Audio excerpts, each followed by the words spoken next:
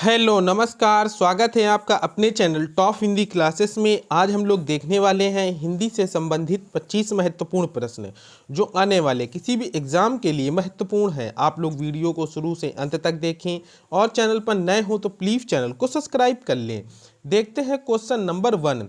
कष्ट से संपन्न होने वाला, कष्टकारी, कष्टप्रद, कष्टसाध्य या कोई नहीं।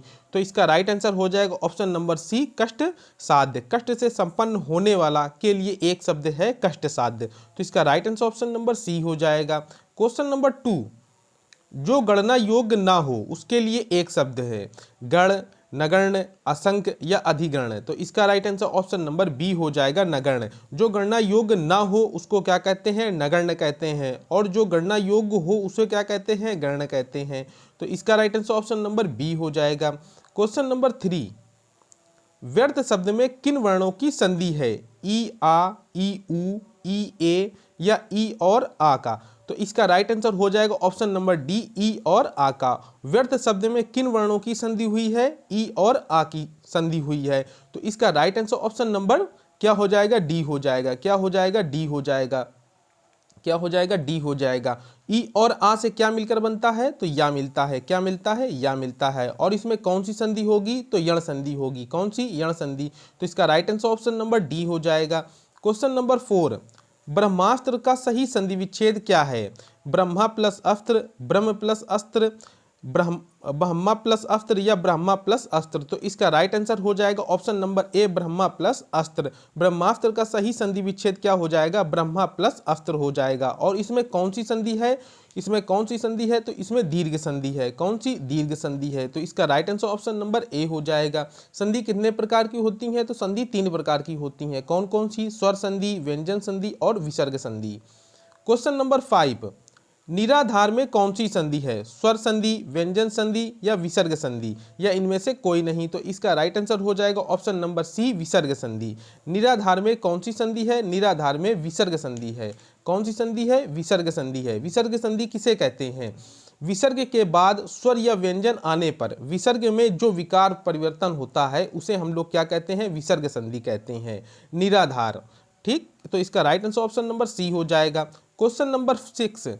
मरकट किसका पर्यायवाची शब्द है, पानी, पुत्र, बंदर या मित्र का। तो इसका राइट आंसर हो जाएगा ऑप्शन नंबर सी, बंदर का। मरकट किसका पर्यायवाची शब्द है, मरकट बंदर का पर्यायवाची शब्द है। तो इस तरह right answer option number C हो जाएगा।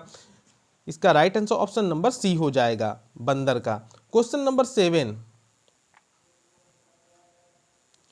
नागर किसका पर्यायवाची है, नगर, ढोल, चतुर या ग्रामवासी का। तो इसका राइट आंसर हो जाएगा ऑप्शन नंबर सी, चतुर का। नागर किसका पर्यायवाची है, नागर चतुर का पर्यायवाची है। किसका पर्यायवाची है, चतुर का पर्यायवाची है। इसी तरह तालाब के पर्यायवाची क्या क्या होते हैं, तो सर, सरोवर, पुष्कर, जलाशय, तड़ाग, पद्माकर, हृद, सरसी। ये सभी किसके पर्यायवाची होते हैं, तो ये सभी तालाब के पर्यायवाची होते हैं। और इसका पर्यायवाची क्या हो जाएगा, चतुर हो जाएगा। तो इस तरह right answer option number C हो जाएगा। Question number 8। दिए हुए शब्दों में भिन्न अर्थ वाला शब्द क्या है, आत्मजा, नंदिनी, भार्या या कन्या। तो इसका right answer option number C हो जाएगा, भार्या। भिन्न अर्थ वाला क्या शब्द है, तो भार्या भिन्न अर्थ वाला है। आत्मजा, नंदिनी, कन्या ये सभी एक अर्थ वाले हैं। तो इसका right answer option number C हो जाएगा। Question number 9। अंधकार का पर्यायवाची शब्द क्या है, पंख, आतंक, तिमिर या घन। तो इसका राइट आंसर हो जाएगा ऑप्शन नंबर सी, तिमिर। अंधकार का पर्यायवाची शब्द क्या है, तिमिर है। इसके अन्य पर्यायवाची कौन कौन से हैं, तो ध्वांत, तम, तमिश्रा ये सभी किसके पर्यायवाची हैं, अंधकार के पर्यायवाची हैं। इसी तरह अभिमान के पर्यायवाची क्या क्या है, अस्मिता, अहम, अहंकार, घमंड, गर्व, दर्प, दंभ, मद, मान, मिथ्याभिमान, आत्मश्लाघा ये सभी किसके पर्यायवाची हैं, अभिमान के पर्यायवाची हैं। काफ़ी बार एग्जाम में पूछा गया है कि अभिमान के गर्व, घमंड, दर्प ये सभी किसके पर्यायवाची हैं, तो अभिमान के पर्यायवाची हैं। कई बार एग्जाम में पूछा गया है, तो आप लोग इसको ध्यान रखिएगा। इसका right answer option number C हो जाएगा। Question number 10। नियति के समानार्थी शब्द का चयन कीजिए, चरित्र, स्वभाव, कर्म या भाग्य। तो इसका right answer option number D हो जाएगा, भाग्य। नियति के समानार्थी शब्द का चयन कीजिए, तो क्या हो जाएगा, इसका right answer option number D हो जाएगा। नियति के समानार्थी शब्द भाग्य है। Question number 11। अपील कौन सा शब्द है, तत्सम, तद्भव, देशज या विदेशज। तो इसका राइट आंसर हो जाएगा ऑप्शन नंबर डी, विदेशज। अपील कैसा शब्द है? तो अपील विदेशज शब्द है। कैसा शब्द है? विदेशज शब्द है। तो इसका right answer option number D हो जाएगा। क्वेश्चन नंबर 12, निम्न में से कौन सा शब्द तुर्की भाषा का है? चाय, रिक्शा, कमरा या कैंची। तो इसका राइट आंसर हो जाएगा ऑप्शन नंबर डी, कैंची। कैंची कैसा शब्द है? तो कैंची तुर्की भाषा का शब्द है। कैंची कैसा शब्द है? तो ये तुर्की भाषा का शब्द है। तो इसका right answer option number D हो जाएगा। क्वेश्चन नंबर 13, पुरोहित में क्या उपसर्ग है? पुरस, पुरा, पुरा या पुर। तो इसका right answer option number B हो जाएगा, पुरा। पुरोहित में क्या उपसर्ग है? तो पुरा, वो भी किसके साथ? विसर्ग के साथ। तो इसका right answer option number B हो जाएगा। क्वेश्चन नंबर 14, किसी संस्था के 25 वर्ष पूरे होने पर होने वाले उत्सव के लिए एक शब्द है। हीरक जयंती, रजत जयंती, शताब्दी या स्वर्ण शताब्दी। तो इसका राइट आंसर हो जाएगा ऑप्शन नंबर बी, रजत जयंती। 25 वर्ष पूरे होने पर क्या होता है? तो वह होता है रजत जयंती। किसी संस्था के 25 वर्ष पूरे होने पर होने वाले उत्सव के लिए एक शब्द है रजत जयंती। तो इसका right answer option number B हो जाएगा। क्वेश्चन नंबर 15, बचपन और जवानी के बीच की अवस्था को क्या कहते हैं? नवयुवा, नवोड़ा, वयासंधि या वयस्कता। तो इसका राइट आंसर हो जाएगा ऑप्शन नंबर क्या हो जाएगा? सी हो जाएगा। बचपन और जवानी के बीच की अवस्था को क्या कहते हैं? वयासंधि कहते हैं। क्वेश्चन नंबर 16, वाक्य के अशुद्ध भाग का चयन कीजिए। संसार के प्रत्येक कोने कोने में अनगिनत भाषाएं बोली जाती हैं। संसार के प्रत्येक कोने कोने में अनगिनत भाषाएं बोली जाती हैं। किसमें अशुद्ध है? किसमें अशुद्ध भाग का चयन करना है? तो इसका राइट आंसर हो जाएगा ऑप्शन नंबर बी, प्रत्येक कोने कोने की जगह प्रत्येक कोने में हो जाएगा। यहाँ पर 2 कोने कोने लिखा है तो यहाँ पर 1 हो जाएगा, 1 यहाँ पर काट दीजिए। शुद्ध वाक्य हो जाएगा, संसार के प्रत्येक कोने में अनगिनत भाषाएं बोली जाती हैं। ये इसका शुद्ध रूप हो जाएगा। तो इसका right answer option number B हो जाएगा। क्वेश्चन नंबर 17, निम्नलिखित में से वाक्य के शुद्ध रूप का चयन कीजिए। तो इसका right answer option number C हो जाएगा, बच्चे को फल काटकर खिलाओ। ये इसका शुद्ध रूप हो जाएगा। तो इसका right answer option number C हो जाएगा। क्वेश्चन नंबर 18, शांत रस का स्थायी भाव क्या है? जुगुप्सा, क्रोध, शोक, निर्वेद। तो इसका राइट आंसर ऑप्शन नंबर क्या हो जाएगा? डी हो जाएगा, निर्वेद हो जाएगा। शांत रस का स्थायी भाव क्या हो जाएगा? निर्वेद हो जाएगा। तो इस तरह right answer option number D हो जाएगा। क्वेश्चन नंबर 19, माधुर्य गुण किस रस में प्रयोग होता है? शांत रस में, श्रृंगार रस में, भयानक में या रौद्र रस में। तो इसका राइट आंसर हो जाएगा ऑप्शन नंबर बी, श्रृंगार रस में। माधुर्य गुण का किस रस में प्रयोग होता है? तो श्रृंगार रस में होता है। श्रृंगार रस का स्थायी भाव क्या होता है? रति या प्रेम होता है। हास्य का क्या स्थायी भाव होता है? तो हास होता है। करुण का क्या होता है? तो शोक होता है। वीर रस का उत्साह होता है।